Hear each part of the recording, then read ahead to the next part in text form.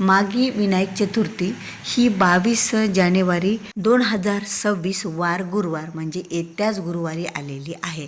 त्या चतुर्थीला गणेशाचा जन्म झाला होता, म्हणून ही तिथी गणेश उत्सव म्हणून सुद्धा साजरी करण्यात येते। आणि तसेच या चतुर्थीला तिलकुंद चतुर्थी या नावाने सुद्धा ही चतुर्थी ओळखली जाते। रथसप्तमीपर्यंत तीळ आणि गुळाला विशेष असं महत्त्व असतं, म्हणून या चतुर्थीच्या दिवशी गणपती बाप्पाला तिळगुळाच्या लाडूचा मोदक दाखवला जातो तिलकुंद चतुर्थी असल्याकारणाने, किंवा तिळगुळाचे मोदक बनवून सुद्धा या चतुर्थीला दाखवले जातात। ही चतुर्थी गुरुवारी आल्याकारणाने आणखीनच हिचं महत्त्व वाढलेलं आहे।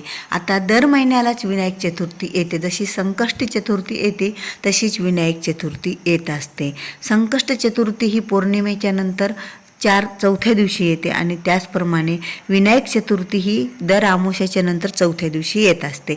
पण यावेळीची चतुर्थी ही विशेष महत्त्वाची मानली जाते, कारण या चतुर्थीला मागी विनायक चतुर्थीला गणेशाने जन्म घेतला होता आणि म्हणून हा उत्सव गणेश जयंती म्हणून ही चतुर्थी साजरी केल्या जाते। आता गणपती बाप्पा हे विघ्नहर्ता, संकटांना दूर करणारे आणि आपल्या सर्व समस्यांचं निवारण करणारे, विशेष विद्या आणि बुद्धीची अशी ही देवता आहे। आणि या देवाला जर आपण गणपती बाप्पाला जर आपण काही मागितलं तर गणपती बाप्पा लगेच ती इच्छा पूर्ण करत असतात, कारण गणपती बाप्पाला सर्व देवी देवतांचा आशीर्वाद प्राप्त झाल्या असल्याकारणाने ते आपल्याला सर्व काही देऊ शकतात। आणि त्यांच्या ज्या 2 पत्नी रिद्धी आणि सिद्धी यांच्यासहित जर आपण गणपती बाप्पाची घरामध्ये पूजा केली तर त्यांचा पण कृपा आशीर्वाद आपल्या घरावर राहत असतो। तर सकाळी माघ विनायक चतुर्थीच्या दिवशी सकाळी लवकर उठावे, स्नानादी करून शक्यतो लाल रंगाचे कपडे अंगावर परिधान करावे, कारण लाल रंग हा गणपती बाप्पाला अतिशय असा प्रिय आहे। त्यामुळे गणपतीला सुद्धा आपल्याकडून लाल रंगाचे वस्त्र आपण त्यांना सुद्धा अर्पण करावे। मग एखादा पाट किंवा चौरंग देवघरासमोर टाकावा, त्यावर एक लाल वस्त्र अंतरावं, त्यावर थोड्याशा अक्षदा टाकावा आणि त्यावर गणपती बाप्पाचा फोटो किंवा मूर्ती असेल ती ठेवावी। नंतर ती मूर्ती एका ताम्हणात घ्यावी, पाण्याने किंवा दुधाने आपल्याला जमेल तसा किंवा पंचामृताने आपण गणपती बाप्पाला गणपती अथर्व शीर्षाचं पठण करीत अभिषेक घालावा। आणि त्यानंतर परत त्या जागेवर स्वच्छ मूर्ती करून त्यांना ते नवीन कपडे परिधान करून त्याच पूजेच्या जागेवर गणपती बाप्पाला खाली थोड्या अक्षदा आसन म्हणून टाकाव्या आणि त्यावर ठेवाव्या। आणि नंतर आपण त्यांना हळदी कुंकू, अक्षदा, अष्टगंध, 21 दुर्वा, जास्वंदाचं फूल किंवा कोणतंही एखादं लाल फूल, वस्त्र, धूप, दीप आणि नैवेद्यामध्ये तिळाचे लाडू, तिळगुळाचे किंवा तिळगुळाचे मोदक अशा प्रकारचा नैवेद्य दाखवावा धूप देऊन। शक्य असल्यास तुम्ही या दिवशी गणपती बाप्पाला 21 दुर्वांच्या जुड्यांची माळसुद्धा आपण अर्पण करू शकतो। त्याचं सुद्धा पुण्य हे अगणित असतं आणि गणपती बाप्पाला दुर्वा अर्पण केल्यानं याचं सुद्धा आपल्याला जास्त फळ मिळत असतं, पुण्य मिळत असतं आणि पूजा केलेलं सर्वस्वी फळ मिळत असतं। आणि एक गोष्ट म्हणजे गणपती बाप्पाने गणपती अथर्व शीर्षेमध्ये एक त्यांची ओवी आहे की जो कोणी त्यांना सहस्त्र मोदक म्हणजे 1000 मोदक अर्पण करेल त्याच्या मी सर्व इच्छा मनोकामना पूर्ण करेल, असं बाप्पांनी गणपती अथर्व शीर्षाच्या ओवीमध्ये सांगितलेलं आहे। त्याप्रमाणे त्यांना शक्य असेल 1000 मोदक करणे, त्यांनी 1000 मोदक करून गणपती बाप्पाला त्याचा नैवेद्य दाखवावा, त्यामुळे सुद्धा आपल्या इच्छा आकांक्षा ह्या पूर्ण होत असतात। आणि गणपती बाप्पाची यथाशक्ती या दिवशी जेवढं शक्य होईल तेवढी सेवा, उपासना आणि पूजा करावी, कारण हा दिवस गणपती जन्मोत्सव म्हणून साजरा केला जातो। आणि हा जो माघ गणेश जयंती आहे याला एक विशेष असं महत्त्व असतं गणपती बाप्पाच्या पूजेला, सेवेला आणि त्यांची आराधना करण्याला, त्यांची उपासना करण्याला याचं फळसुद्धा आपल्याला अधिक पटीनं मिळत असतं।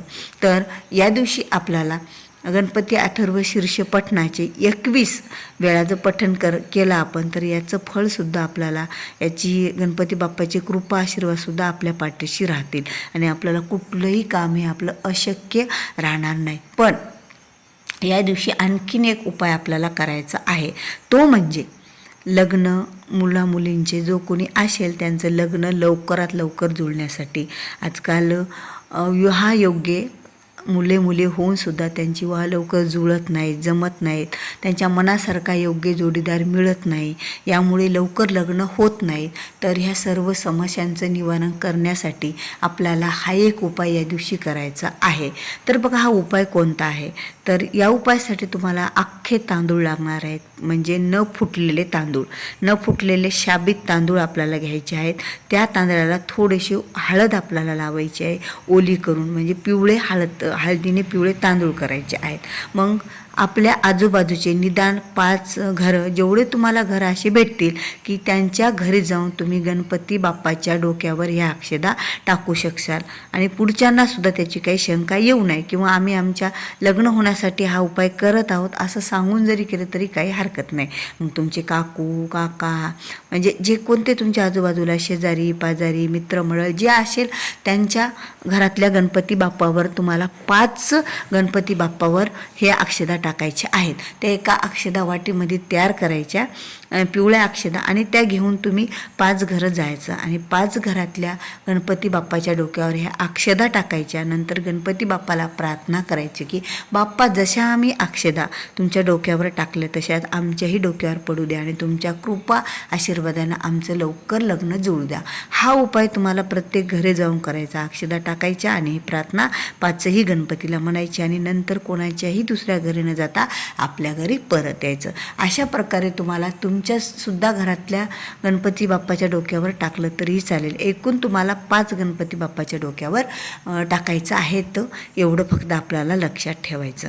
आणि हा एक उपाय केल्यास खरंच लवकर विवाह होत असताना अनेक जणांचा, अनेक सेवेकऱ्यांचा असा अनुभवसुद्धा आलेला आहे की या उपायामुळे त्यांचे लवकरात लवकर लग्न जमलेले आहेत, लग्न झालेली आहेत. आणि त्याचबरोबर मुलामुलींच्या अभ्यासात प्रगतीसाठी आपण, कारण गणपती बाप्पा ही बुद्धीची देवता आहे, तर आपण त्यांच्यासाठी विद्यार्थ्यांनीसुद्धा दिवसातून 1 वेळा गणपती अथर्वशीर्षाचे पठण करावं, किंवा गणपती मंदिरात जाऊन त्यांना दुर्वा फुले अर्पण करावी. तिथे शक्य असल्यास जर गर्दा नसेल तर तिथं बसून आपण कुठल्या सेवा करावी, म्हणजे गणपतीचं स्तोत्र वाचावं, गणपतीचं एखादा मंत्र म्हणावा, ओम गण गणपते नमः हा मंत्र म्हणावा. आता तुम्हाला कुठलेच मंत्र स्तोत्र गणपती बाप्पाचे येत नसतील तर तुम्ही फक्त ओम गण गणपते नमः असं म्हणत जर गणपती बाप्पाची पूजा, अभिषेक केला तरीही आपल्याला त्याचं संपूर्ण फळे मिळत असतं, कारण या दिवशी केलेले उपाय कधीही वाया जात नाही. बाप्पा हे आपल्या संकटांचं, विघ्नांचं निवारण करणारे आहेत. त्यामुळे या दिवशी आपण जर काही उपाय केले तर याचं फळ हे आपल्याला अधिकाधिक पटीनं हे मिळत असतं.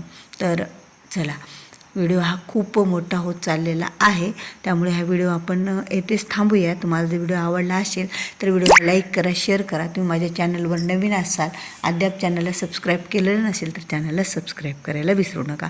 भेटूया पुन्हा अशाच एका नवीन माहितीपूर्ण व्हिडिओसोबत. तोपर्यंत श्री स्वामी